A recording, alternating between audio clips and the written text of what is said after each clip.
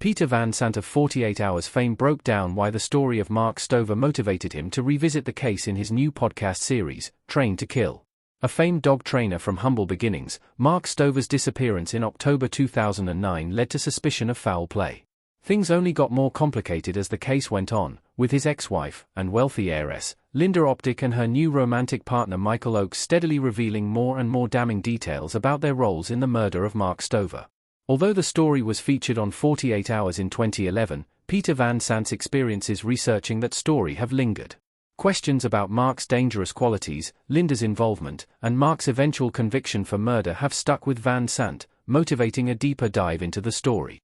During an interview with Screen Rant, Peter Van Sant discussed his ties to the region where the murders happened, why this story needed to be a podcast instead of a true crime TV show, and why it's become his obsession.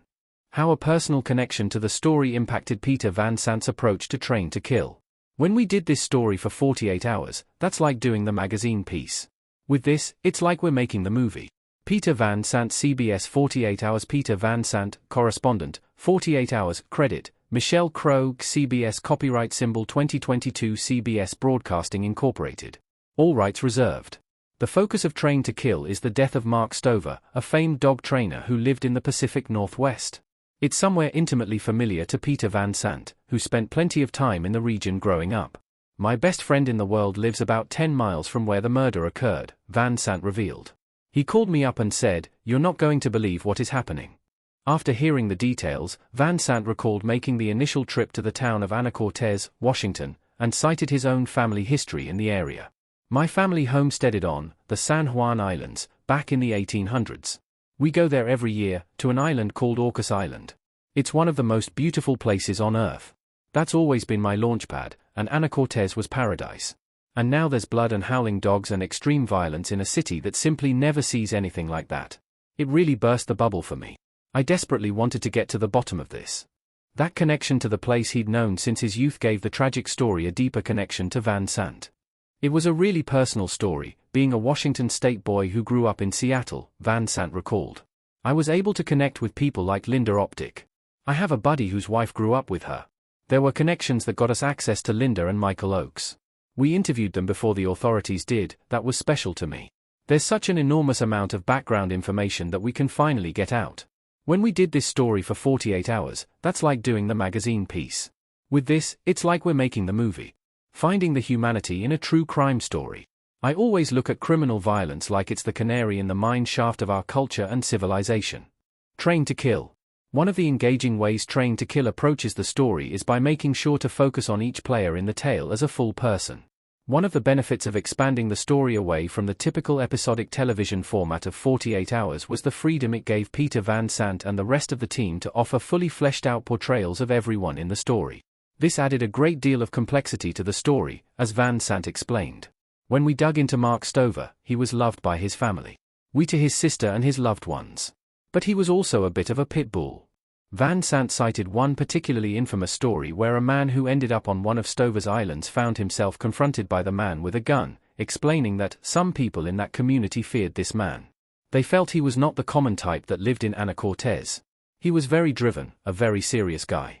He and Linda built $1 million business, he had all these big clients, so when he was killed, it was a big deal. Counting rock stars, CEOs, and pro athletes among his clientele, Stover's personal life was far darker than many suspected.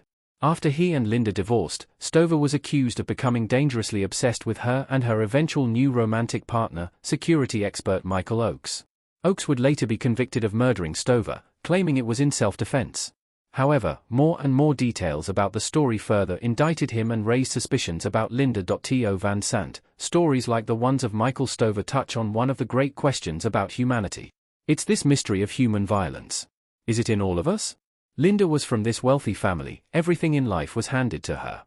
She could do anything, be anything she wanted. Could she have been involved in a murder conspiracy? Mark Stover was this guy who had a terrible childhood. His father died when he was 18 months old, he grew up in poverty and built this $1 million business. How does he become this violent, harassing man? To Van Sant, this is the key appeal to stories of true crime. I always look at criminal violence like it's the canary in the mine shaft of our culture and civilization.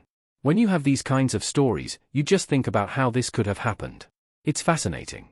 This story in particular seems to have stuck with Sant, who noted that while they had already done a 2-hour show about this story for 48 hours, we can tell everything we wanted to tell. Why the story of Mark Stover and Linda Optic stuck out to Peter Van Sant. For a journalist, that's the dream. Peter Van Sant has already worked in the podcast space, but Train to Kill uses the freedom of the format to its true strength. Spreading out the story across more episodes and with additional space to include more interviews and breakdowns, the story of Mark Stover's death becomes clearer, if even more mysterious.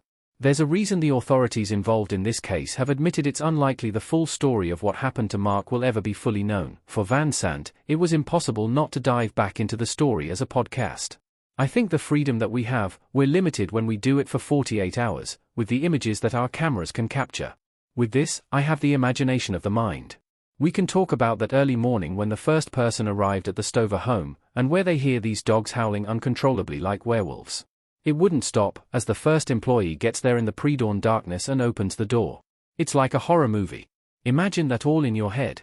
The darkness, the barking, it's all suggesting danger. Something dreadful has happened.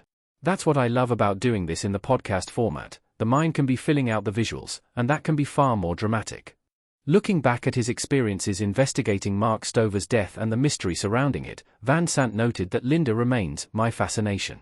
To Van Sant, one of the most intriguing aspects of the entire case is the fact that the lead detective still believes that Linda hasn't revealed the full side of the story.